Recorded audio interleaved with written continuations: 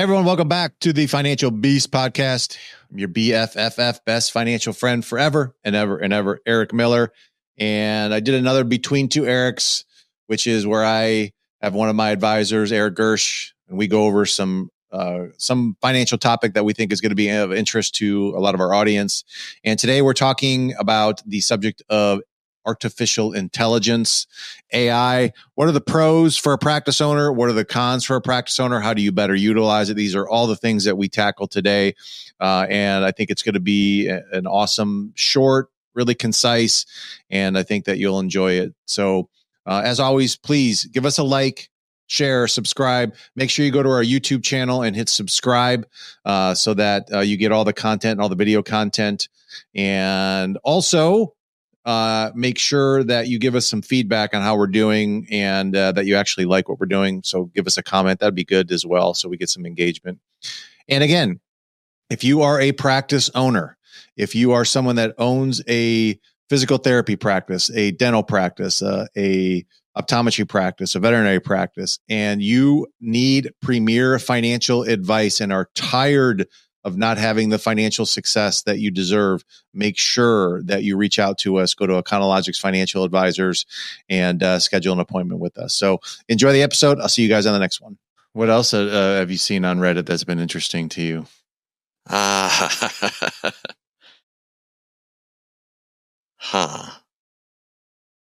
I don't know. That was the first time I looked at it today. So I don't know. I don't remember. I scroll through it so much every night that I forget. That is true. All right. Center yourself up. You're still on the left-hand side of the screen. There you go. That looks better. Maybe we can get AI to fix that. Or I can just turn my camera. I don't know. At some point in time, I think AI will just kind of automatically do it for you. Once AI can turn my camera for me. Once you can put the thought in there, right? Hey, have you seen the new iOS updates? My kids showed me like that was they can actually use their eyes now to go to an app on the phone. What? Yes. Yeah. It's crazy. It was crazy. Apple's lacking. He was actually using his eyes to move from app to app. That's actually crazy, impressive, and scary, I think, all at once. Yeah. I'm not sure how I feel about that. I don't either, but it was crazy. I mean, he showed me where it was downloading. It was looking at his eye movement, right? It registered his eye movement. And then after it got his eye movement, he then was going from app to app, just using his eyes. Wow. It was crazy. That's mind blowing, honestly. Yeah, it was a bit scary, but anyway, so it's going to lead into what we're going to talk about today, which is AI, and as it pertains to a practice owner, and what it's going to replace, what it's going to help, and things I don't think it's going to add any assistance to. So we did a list of like pros and cons of AI. Yep. And I thought that we can just go through that. But what are your like initial thoughts of it going forward? I mean, at least as of today, and look, I don't know about 50, 100 years from now. I don't know how the technology will grow. I imagine it will dramatically. But as of today, as of the next, say, 10 years, I don't foresee AI is going to be a great busy work tool, right? Busy, repetitive, computer-based actions will be automated, and having someone do them will be obsolete in the near future. But past that, AI is not going to treat patients, right? Yeah, we'll get into the pros and cons, but yeah, I see your point. I mean, I see it basically taking over repetitive computer-based actions, work, whatever you want to call it. Mm-hmm. See, I mean, but technology has continued or been around since I don't even know how long, right? I mean, we're continuing to have technology. I think a lot of people worry like they're not going to have jobs, or their staff is not going to be needed for certain things, and that may be the case. I mean, the world changes. People had the exact same fears when computers started becoming the norm 20 years ago, right? 30 years ago, I guess now, 25, 30 years ago. Yeah, but nonetheless, people thought the same thing. And yes, people did lose jobs. They did. But guess what? A whole new sector of new jobs was created. Yeah, productivity increases. If all these things are actually good for productivity, then it's going to create new opportunities and new jobs and those kinds of things. So that isn't an issue. I don't have any concern about that. No. As we have advancements in technology, it's not, some things are going to get replaced that human beings did. Great. So now they can spend time doing other things that we haven't figured out yet.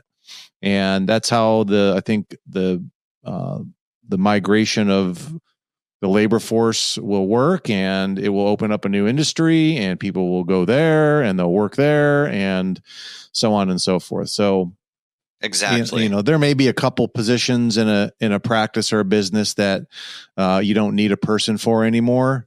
But okay, something else will open up. You'll be more productive.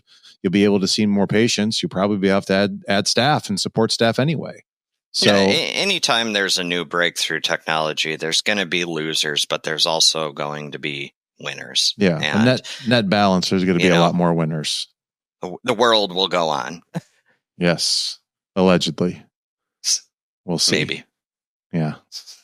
So there's some real concerns there. Let's talk about I own a practice. The hell am I going to do with AI? Where are some areas that AI actually can help us with? So we made a list here, and I'll go through the first one. And this is going to be for people that maybe not necessarily just deal with insurance companies, because we deal with a lot of practice owners that deal with insurance companies. Yep. Which means they get reimbursed. They get paid from the insurance companies. And, but I think, even if you're a cash-based business, you can probably figure out ways to use AI to your advantage, but billing would be one. Yeah. There's already a company out there. I won't list them by name right now, but there's a company out there, medical billing. We can. Yeah. Athelius. They're based out of Utah. Yeah. Athelis, I think is the name of it. Athelis. Yeah.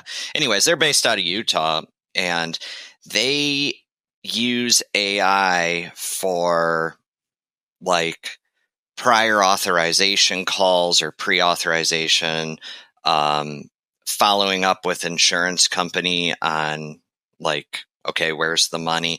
AI does not all, but a lot of the busy work that goes into billing for them. And they still have human-based teams, right? It doesn't replace 100%, but because AI is handling these repetitive, somewhat brainless tasks, they're able to charge a bit less than a company who isn't utilizing AI. And I think the AI factor in billing will just continue to grow as it gets smarter.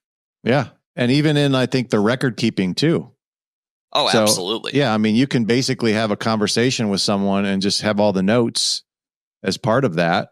I already have clients who use that. They'll join a Zoom meeting, and then some AI bot will join the Zoom meeting, and it just listens to us talk, and it gives the client a printout of the notes of what we talked about throughout the meeting. Simple. So simple.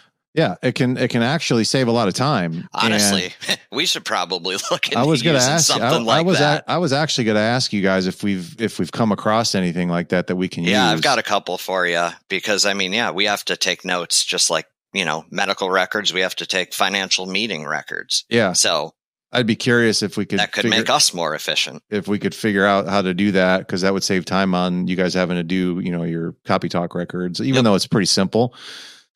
So billing is certainly one. And I can tell you right now, if you're dealing with insurance companies, they are going to use AI. and they're going to and they're going to use it to save them as much money as possible. They're already using it to identify high risk claims. Yeah, claims that they can just flat out deny. So that, and they're using it. I just saw for homeowners insurance. I was reading this in some news article, but they're using AI to identify what people have the highest likelihood of submitting certain kinds of claims in the future, and they're dropping them so that they can kick that risk off their books. So I think the point is, if you aren't using AI for billing or looking at it at some point in time, you're just putting yourself behind the eight ball. If you're going to match because a lot of our doctors look at insurance companies as the enemy. They just do. I mean, they are. I mean, they're the enemy. I get it. Yeah. So if you're going to try to compete with the enemy, you're going to have to play on the same playing field that they are. Yep. And if you're not using AI, you're just simply not. So I think it's something that a lot of them are going to have to confront and do. Okay, another area where I think AI can be very, very useful is in education. Yes. So if you want to practice and you're trying to like you want to get education out there to your patients, either through newsletters or emails or videos or whatever it would be, and I think AI is definitely something that people can use. Oh yeah, AI can generate all of that material. I mean, you can go even today, you can go and use AI to say, okay, generate me a newsletter once a month based on what's happening in the veterinary field or whatever. Yeah. Something simple. Yep. And it gets it out there, and now you're communicating with your public, and you didn't have to spend hours and hours and hours writing the articles yourself. Nope. To do that. So I think client education is going to be patient education is going to be very much can be affected by AI.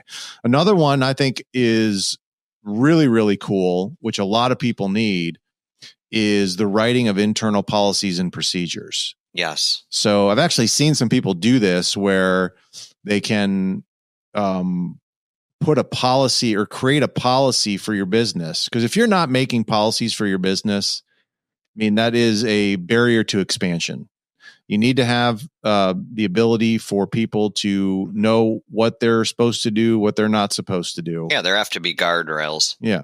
And there's no better way to do that than policy and procedure. The problem is that every time I've heard someone that has been confronted with the fact that we're at that point right now where we need a lot more policy and procedure, they're like, oh my gosh, it's so much busy time. Work that no one it's wants busy to work. It's no one wants to do it. Yep. So why don't you just use AI to do it? Yeah. So yeah, I mean, we had talked through it. AI is going to be able to generate policies and procedures. You're going to have to review, edit them, make sure that they're up to your standards. But as far as the busy work of creating policy and procedure, AI is going to take a lot of that off your plate. Yeah, I agree. Okay. So, which would be great for a business owner to be able to do that and, have, additional free time to produce and do other things as well. So the other thing would be marketing. Marketing. Yeah. This is one that's already out there today. There's already AI programs that'll generate all your marketing for you. Yep. Emails, we've already hit on newsletters. What else? I don't know if there's AI yet that will handle your social media for you. I'm sure that it will get to that. Oh, and no doubt. I would guess there's probably something out there that'll do posts, but obviously it can't create TikTok videos for you. I mean, there's still some things that you're going to have to do for sure. And then you brought up another one, which I thought was kind of cool, which was finding opportunities. Oh yeah. CRMs can go CRMs. AI can go through CRMs, customer databases, patient files, whatever you call them in your industry, but it can go through and identify opportunities that's already present today. Yeah. So if you got an existing client base and it can probably reach out to people. It can see when the last time someone's been in for a visit. But then it can also follow up with them too. Yeah. And I think realistically what's going to have to happen, because I think the biggest barrier to AI today, at least from my perspective, is not knowing how to really utilize it. I mean, even in our jobs, I'm sure there's stuff that AI could do for us that we are not utilizing it for that would make us more efficient, but I don't know how to institute it is the thing. Well, it sounds like there's going to be a whole new group of quote unquote AI consultants. That's what I was just going to say. Charging $5,000 a month to teach you how to use AI, I'm sure. Yep. Oh, no doubt. No doubt. I'm sure that's coming out there. Okay. So those are a lot of the pros, which I think we would agree that there's definitely a lot of good things that it can do from that standpoint of your business if you utilize it. What are some things that it can't do? Well, number one, I mean, I think the most basic one is it can't replace, it can't treat, right? It's not going to produce for you. Right. And it's also not, kind of secondly to that, it's not going to replace the human touch, right? Following up with, I don't know, say a patient got into a car accident, right? Yeah. It doesn't have that human touch to identify that as a tragedy and reach out to make sure they're okay. Yes, it's not going to write a thank you note to someone for doing something. Yeah, it's not going to replace you going up to an employee and saying, "Hey, you did a great job. Thank you for doing that."